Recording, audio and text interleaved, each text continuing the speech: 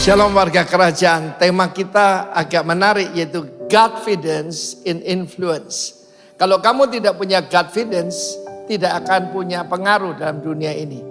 Dan apa itu Godfidence? Saudara yang kasih, saya percaya itu adalah confidence in God. Confidence in God, His ability, kemampuannya, dan juga rencananya.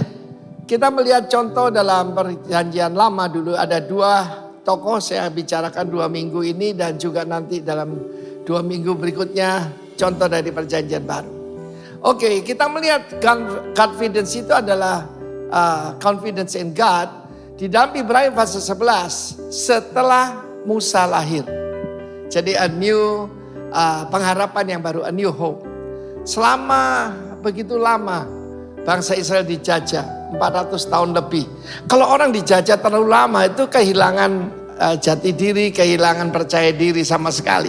Mereka adalah bangsa budak. Kita lihat bagaimana keluar dari Mesir cuma 1 hari, tetapi mengeluarkan Mesir daripada bangsa Israel it takes 40 years, dan itu pun masih belum semuanya. Setelah dia lahir mereka melihat anak ini mungkin adalah savior atau juru selamat yang dijanjikan dalam perjanjian antara Abraham dengan Yahweh. Dan mereka menyembunyikan anak ini dengan tidak takut akan murka raja. Kita tahu bagaimana perintah Tuhan lebih tinggi daripada perintah politik ataupun pemerintah manapun. Dan satu mereka menghadapi satu perintah adalah semua anak laki-laki Ibrani harus dibunuh ketika lahir. Bahkan dimasukkan ke dalam sungai Nil dan jadi makanan buaya dan kuda Nil. Dan kita melihat di sini iman itu adalah nama yang paling tepat untuk Godfidence. Saudara, saya dulu hidup dengan percaya diri, confidence sampai 28 tahun. Dan apa yang saya dapatkan? Kehancuran dan juga hidup dalam tanpa Tuhan itu betul-betul saudaraku mengalami disaster. Tetapi sejak saat itu ketika confidence saya habis karena bangkrut, karena sakit keras, hampir mati, maka hidup saya dimulai dengan Godfidence. Selanjutnya kita melihat efek daripada orang tua yang beriman.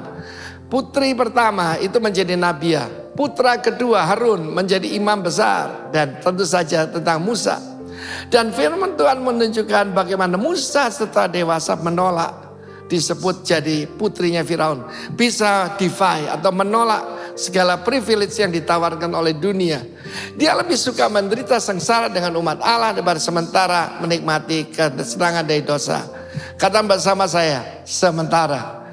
Dan dia menganggap penghinaan karena Kristus yaitu lebih daripada semua kekayaan harta Mesir. Jangan lupa ya, kalau dia menerima sebagai putri pada Firaun, putra daripada putri Firaun, dia dalam garis keturunan akan memerintah.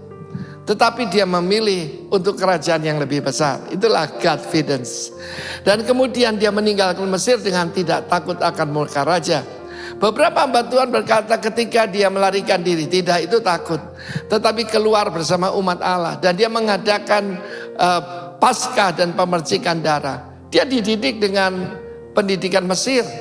Tetapi Godfidence ketika Tuhan bilang sembelih seekor domba, laburkan di ambang pintu supaya malaikat pembinasa tidak, yaitu akan menyerang. Dan kemudian dia menyeberang ke Laut Teberau. Akibatnya Yosua dan semua bangsa Israel masuk ke tanah perjanjian dengan penuh kemenangan. Itu influence-nya luar biasa kepada bangsa. Kemudian juga bagaimana mereka meruntuhkan Yeriko. Iman itu menurun dari satu keluarga, Amram Yochebed. Lalu kepada Musa dan saudaranya. Dan berdampak pada bangsanya. Luar biasa. Have confidence in God. Itulah Godfidence dan akan influence in your life. God bless you. Amen.